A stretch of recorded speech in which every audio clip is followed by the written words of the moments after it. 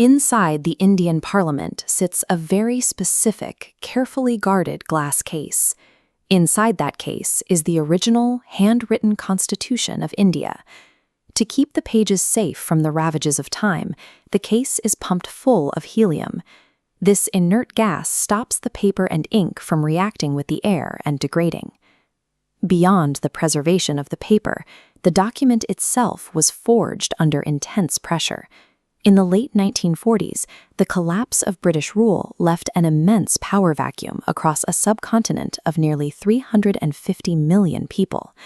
Guiding this complex population into a unified future required serious cooperation.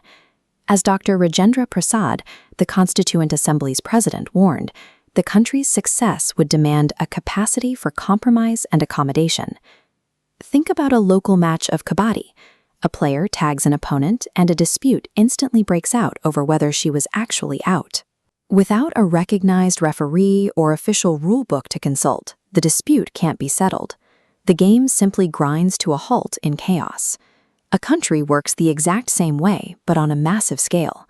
Without a supreme set of agreed-upon rules, a diverse population of hundreds of millions cannot function as a unified state. They risk fracturing into separate pieces. To engineer that ultimate rulebook, a Constituent Assembly was formed in 1946. It gathered members from across India's varied regions, professions, and social groups. The crucial task of preparing the initial text fell to a drafting committee, chaired by the eminent social reformer and legal scholar, Dr. B.R. Ambedkar. The committee needed raw materials to build the new laws. They started with the core demands of the recent freedom struggle, translating principles like equality, justice, and liberty directly into the legal code. Next, they looked to deep history. They embedded ancient civilizational concepts like Vasudhaiva Kutumbakam, the philosophical idea that the entire world is one interconnected family. Finally, in the spirit of letting noble thoughts come from everywhere, they studied other global democracies to see which functional mechanisms worked best in practice. They adopted the ideals of liberty and fraternity from France. They looked to the United States for the framework of an independent judiciary, and they modeled their directive principles of state policy on the Constitution of Ireland. The drafters wove these disparate threads together. They synthesized ancient philosophy, the fire of a recent revolution, and tested global logic into a single cohesive framework. The result of this nearly 3-year process was the Constitution of India, the largest written constitution in the world, launching with 22 parts and 8 schedules. This massive document organizes the state into 3 distinct organs: the legislature to make laws, the executive to implement them, and the judiciary to enforce them. These pillars are locked into a system of checks and balances, ensuring no single branch gains total control. To manage the sheer geographic spread of the country, governance is split across 3 levels: a central government, state governments, and local administrations at the base. This complex architecture distributes responsibilities clearly. It ensures that power reaches from the highest national offices down to individual neighborhoods across the continent. The architects also understood they were designing for different timelines.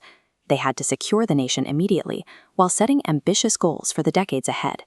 To handle the present, they created fundamental rights, essential guarantees of life and liberty demanded immediately.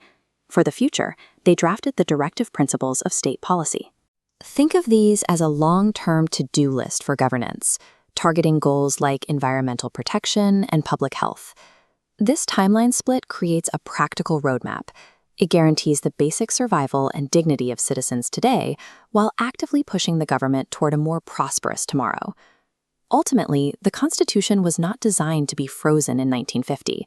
It is a living document, built to absorb new realities and evolve with its people. For example, in 1992, an amendment formally integrated the Panchayati Raj system, updating the Constitution to empower local village councils across rural India. And when the rules require modern interpretation, the courts step in. In 2004, the Supreme Court confirmed that citizens flying the national flag at their own homes is a protected part of freedom of expression.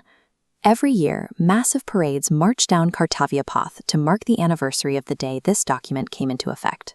The Republic Day celebrations honor the ongoing survival of the Great Synthesis, a dynamic rulebook that continues to manage the nation's democratic future.